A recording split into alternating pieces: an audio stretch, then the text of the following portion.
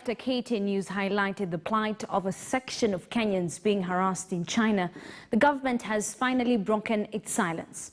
Tonight, it is also emerging that the claims have been made by a section of Kenyans living in different parts of China and not the whole Kenyan population in the Asian country.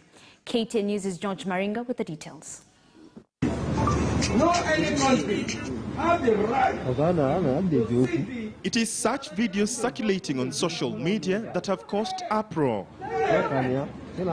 For instance, this man, believed to be at the Nigerian consulate in Gwangju, is seen arguing with the authorities while standing up for his fellow Nigerians. Moments later, he is seen showing a facial injury believed to be inflicted by those he was arguing with earlier.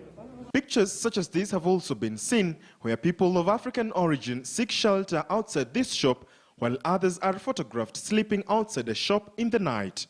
Such footage is what has irked netizens, and on Twitter, the hashtag China Must Explain was trending for the better part of the day. Kenyans and leaders would also weigh on the matter, such as Bungoma Senator Moses Wetangula, who was at one point Minister for Foreign Affairs, and NARC Kenya Party leader Martha Karua. Claims backed by a section of Kenyans, such as these ladies who sought anonymity. Tumefukuzwa kwa nyumba. Mtu hawezi nunua kitu kwa sasa.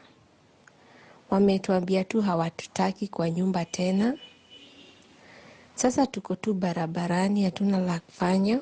Personally, I ended up asking even money for food from home because the little that I had with me here, I slept there outside the Beijing embassy gates. Yes. In the morning when they came, actually they started talking to me at around 11 or 12, something like that. And the person that I was talking to actually was Mr. Kimani Waweru, because I called Serem.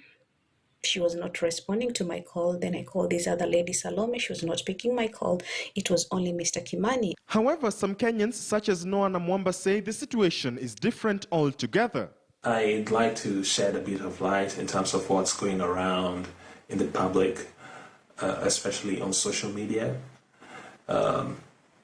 Kenyans live in different parts of China, and Guangzhou city is just one of them.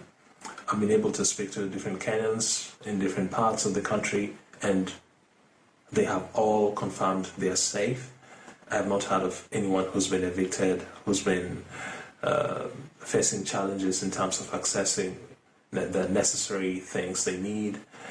I believe that if there are people who have issues or problems, they can be able to even raise them through the communities which we have. We have different Kenyan communities. Through Twitter, the Chinese embassy in Kenya has, however, stressed that China treats all foreign nationals equally. They reject differential treatment and have zero tolerance for discrimination, reads part of the thread. Meanwhile, the Chinese Chamber of Commerce says it is concerned and saddened by the reports of Kenyan nationals facing harassment in China.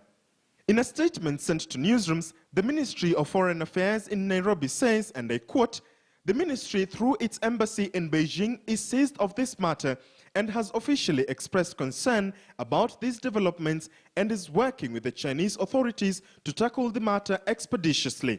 In view of this commitment and cooperation, we expect an early and comprehensive resolution of this matter to the benefit of Kenyan nationals in China. Our embassy in Beijing remains available to attend to any challenges that may arise and to do so in liaison with the Chinese authorities.